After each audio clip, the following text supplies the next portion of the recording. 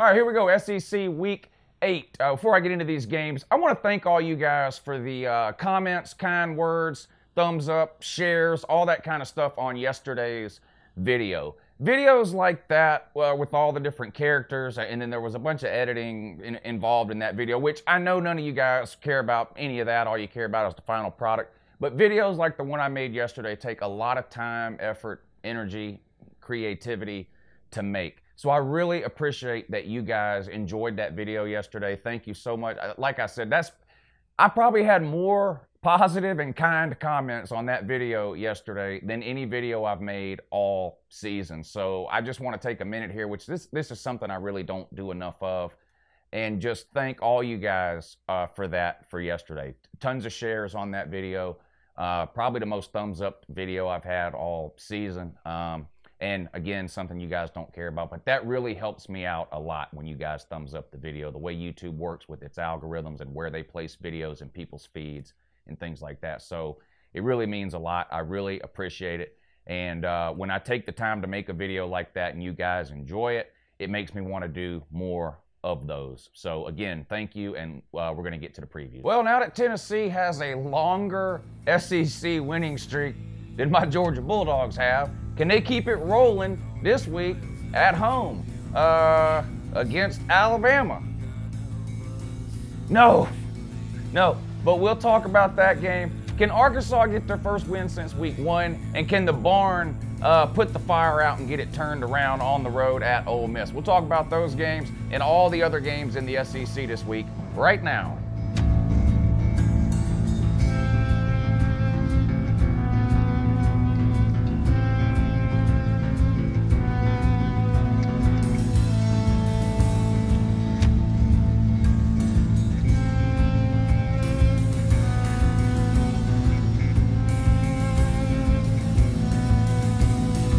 As usual, all the preview videos that I'm doing this season are sponsored by the good people over at betnow.eu. There's a link in the description of this video. If you click that link, it'll take you over there. They're going to get you set up with all your college football betting needs for this entire season. They've even given me a promo code to let you guys use. So when you get signed up over there, make sure you enter the promo code Uncle Lou. That's one word, all lowercase letters, Uncle Lou, and they're going to give you a 100% bonus on whatever you deposit.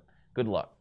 All right, I mean, we see this every week in the SEC, right? You got some sorry games where SEC teams are not even, playing non-SEC teams. We've got a couple of good games, a couple of potential upsets, a couple of so-so games.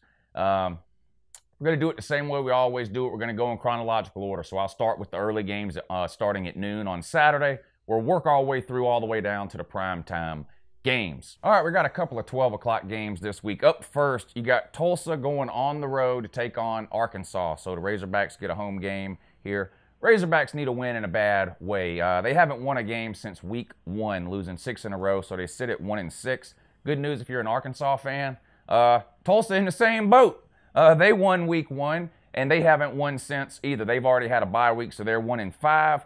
I mean, they've lost to teams like Temple, Arkansas State. Arkansas, on the other hand, although they haven't been able to close one out yet, have come close a couple of different times. They were close against Texas A&M, and of course they were close against Ole Miss. Was that this past weekend or 2 weeks? Anyway, the point is, it appears like Arkansas is figuring some things out, specifically on the offensive side of the ball. They even moved the ball okay on Alabama. That ended up being a blowout. It wasn't a close game, but they moved the ball pretty good there, and their offense has looked better over the last 3 games than it looked over the first 3 games. So the Chad Morris effect there, you're starting to see some of that, I think.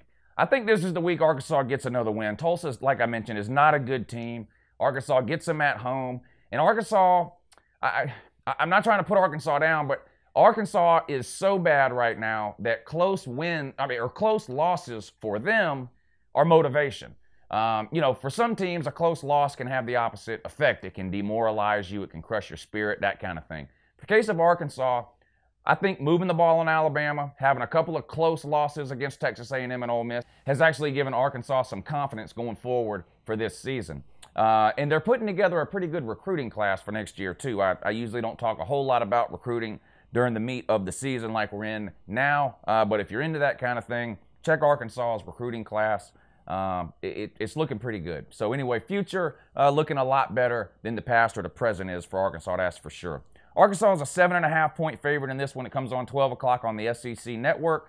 I think Arkansas wins this game and covers that 7.5. I think Arkansas's offense is going to be able to move the ball without any problems at all on Tulsa.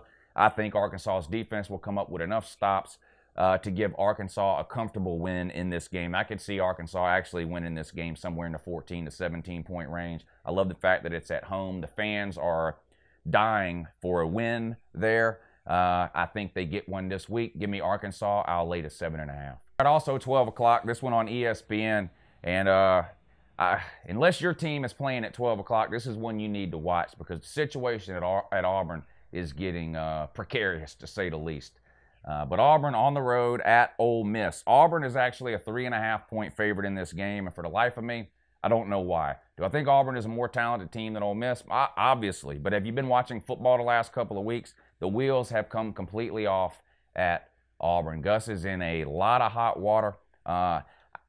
I find it hard to believe that Auburn would be willing to fire Gus Malzahn this season, given the cost associated with that. Of course, he got the huge raise last year, a 7-year extension at $7 million a year. And in that contract, he's owed approximately half of the remaining money on his contract should Auburn fire him. And you can do the math on half of $49 million. Now, I heard on, I forget if it was SportsCenter or the radio or something yesterday, that the way the contract is structured, Auburn would have to come up with about $15 million up front, and then the rest of the buyout would be paid out over a series of years.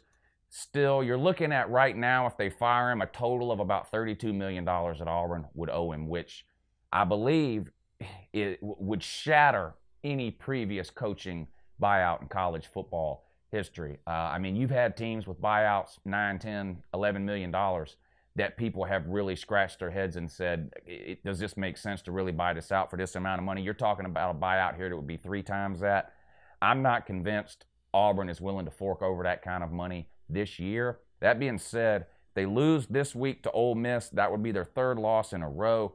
I mean, all bets are off. If some boosters want to step up or something, anything is possible when it comes to losing your job in the SEC. I've learned to never say never on that.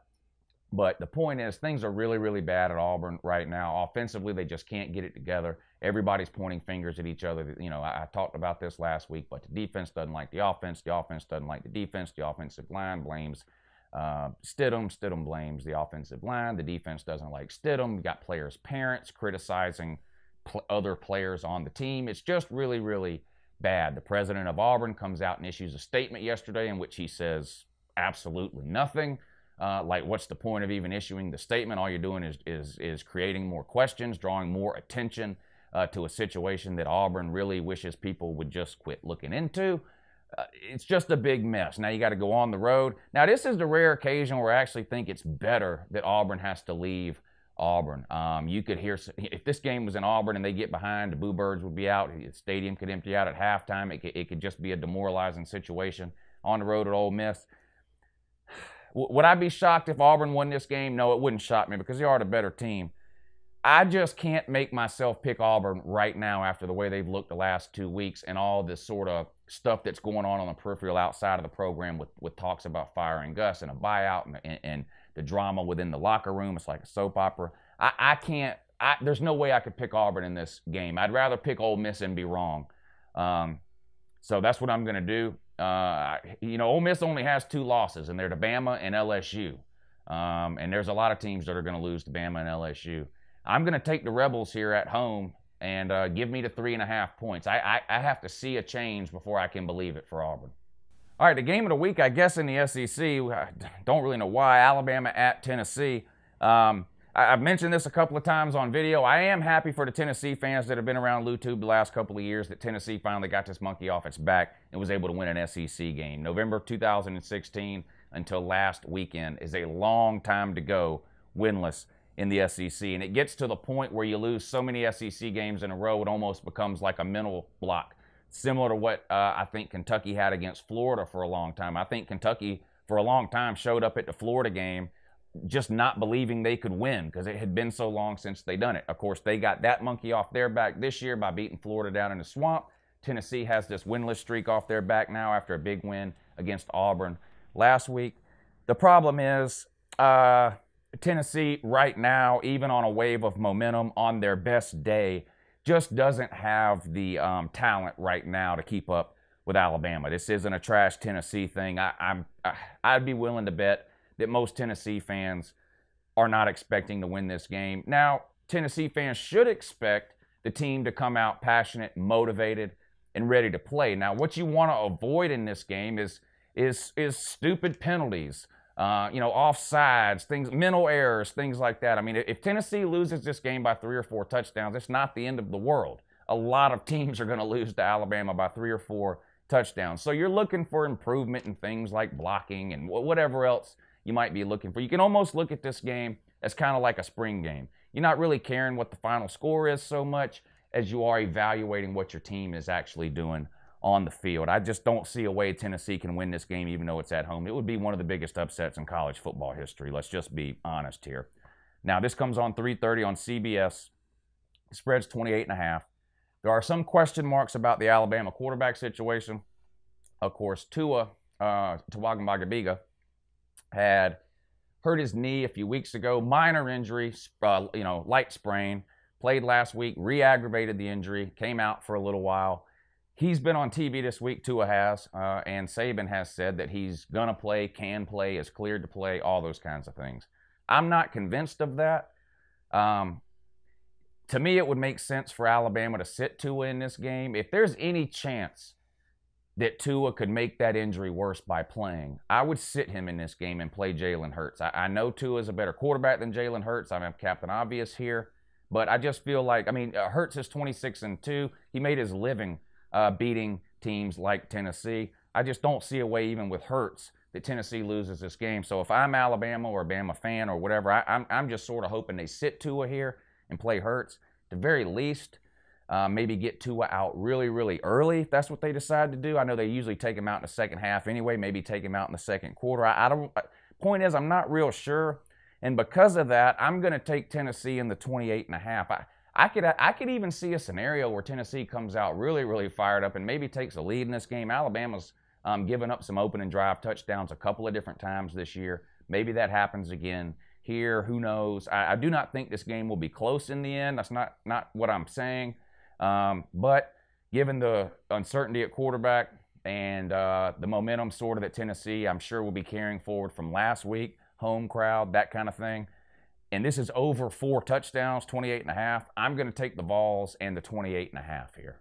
All right, Tigers at Tigers. Yeah, Missouri hosts Memphis this week, 4 o'clock on the SEC network. Memphis lost a close one last week to Central Florida. Central Florida's on, a 19-game winning streak at this point, longest in the nation, I'm pretty sure. Missouri's a 9.5-point favorite in this one. Memphis is not a bad team. However, this was a close, tough, emotional loss for Memphis last week. And honestly, the Memphis versus Central Florida game, that game means more to Memphis than this game does at Missouri. Obviously, this isn't a conference game. The last one was. They were at home last week. They got to turn around now after that emotionally draining loss and go on the road to play Missouri. Missouri, have they lost 3 in a row? I think they have, but it's been to Georgia, Alabama, and South Carolina. Now, the South Carolina game was sort of an anomaly in my mind. Again, not here to trash talk South Carolina in this video, but it absolutely, that game was a monsoon for the entire game. I can't remember the last time I've seen a football game where it rained that hard. Drew Lock was completely ineffective in that game. Missouri you couldn't see. It was raining, so it was hailing at one point. There was an hour-and-a-half lightning delay. It was just a weird sort of game. South Carolina came out on top, so congrats and kudos to South Carolina. I just feel like if Missouri and South Carolina played 10 times in good weather, Missouri would win, 7 of those 10. I feel like Missouri has looked like the better team the majority of this year. I'm going to take Missouri here at home. This 9.5, obviously I'd rather it be 6.5, but, that's 3 whole points there. But it's under the 10 points, which is a key number to me. They're at home. Memphis, tough, emotional loss. Maybe they have a little bit of a letdown on the road this week with a game that technically doesn't matter for Memphis. Yes, they would love to knock off a Power 5 SEC team, but in terms of how they grade their season at the end of the year, this game just doesn't mean as much as a game to, say, a Central Florida or South Florida or Cincinnati or something like that. So I'm going to take the home SEC team here, Missouri, and lay the 9.5 points. All right, speaking of letdowns, Mississippi State at LSU, 7 o'clock on ESPN. LSU is a 7-point favorite in this one. Mississippi State was off last week. They're sitting on 2 losses. Of course, the Corn Dogs sitting on the 1 loss to Florida a couple of weeks ago. LSU, huge win last week over my Georgia Bulldogs, completely dominated. I've been over that ad infinitum even. Yeah, I'm not gonna get into that here because so far I've made it through this video without really getting worked up, irritated, aggravated, whatever else ends in aided. LSU clearly the better team here. LSU's off next week before the big matchup with Alabama. Now, if they had to play Alabama next week, then I could see where this, and I've seen people saying, oh, this could be a trap game, a sleeper game, whatever. I'm not so sure LSU gets caught sleeping here because they have a bye week next week before the Alabama game. So it's not like they're turning right around next week to have to play Alabama. So I'm not sure how much of a factor the looking ahead type thing will play. Coach Orgeron, whether you love him or hate him as far as a head coach goes, is a master motivator. I just can't see LSU coming out flat here. But Mississippi State, they're an interesting team. On paper, they should have one of the best offensive or defensive lines in the country, front sevens really, and it's been inconsistent up and down. Nick Fitzgerald just cannot throw the ball. I circled LSU, and I was going to lay the 7. And then right as I was getting ready to make this video, I crossed that out and I circled Mississippi State. And now that I'm sitting here talking about it, I really want to go back to LSU. So the point of this is I would stay away from this game if I was you. But for the purposes of this video, y'all make me pick one every time. I'm going to take LSU and say they find a way to win by more than 7. They're clearly the better team here. Do they have a letdown? I mean, look, they had 2 huge games in a row, at Florida and then home against Georgia, and they went 1-1 in those 2. Is it possible they're a little drained coming into this one? Maybe. And I think, honestly, that's why the line is only 7 points here. I think some of that is baked in. I'm really back and forth on this one. I don't like either side of this one here. I'm going to take the Corn Dogs and lay the 7 points, though. All right, last and, also least, 7:30 on the SEC Network. Vanderbilt travels to Lexington to take on the Kentucky Wildcats. Of course, Kentucky, one of those 3 teams in the East that's fighting for the East crown, right? Florida, Georgia, and Kentucky all sitting on 1 conference loss. Georgia lost to LSU. Florida lost to Kentucky. Kentucky lost to Texas A&M. Vandy comes into town after sort of a letdown loss against Florida, right? Vandy controlled the majority of that game. They led the majority of that game, and they let it get away from them late in the second half and ended up losing by 10 at home to Florida. Kentucky off last week. They play at Mizzou next week, which I do not think will be an easy game for Kentucky, by the way, but I'll talk more about that one. Then. Kentucky better watch out on that trip to Missouri. But anyway, I'm getting way ahead of myself here. Kentucky's the better team here. 11.5 point favorite Kentucky is. I wanted to take Vandy here. This is another one that I would. I'm going to take Kentucky and give the 11.5, but this is a tricky one here. Vandy's going to be let down, I think, after last week. I don't know. These last 2 have been tough, seriously, for me to pick. But I'm going to take the Wildcats. I think they're the better team. I'm going to lay the 11.5. All right, that's it. The SEC Week 8 preview. Now, this week is a little bit off from a normal week here on YouTube. I normally do this video, the SEC preview video, yesterday, which Tuesday, but I made the UJ Hokey Pokey video instead. And Georgia is off this week. They don't have a game this weekend, so I won't be making my normal hype and hate video on Friday. So today's Wednesday, SEC preview video for you. Tomorrow, Thursday, I'm going to do the top 25 preview. Okay, it'll be just like today's video, but I'll go through all the teams in the top 25 and break their games down. Then on Friday, I'll do a video of all the remaining games that are interesting to me for one particular reason or another. That'll be the schedule. The live schedule for this week is the same as it always is. Of course, I wasn't able to do the live show last night. We do a live show every Tuesday and Thursday night at 10 p.m. Eastern. I wasn't able to do last night's live show at 10 p.m. because if you're unaware, YouTube was down worldwide for about 2.5 hours last night. It didn't come back online until about 10:45. I normally start my show at 10. When it was still down at 10:15, 10:20, 10:30, I just said, well, no point in doing it. But the live schedule for the rest of the week is going to be today and Friday, 3 p.m. Eastern, Thursday night, 10 p.m. Eastern, and Saturday morning, 9 a.m. Eastern. Those are the live shows. It's a call-in show. If you haven't checked those shows out, check them out. We have a lot of fun on that show. Take calls from fans from all over.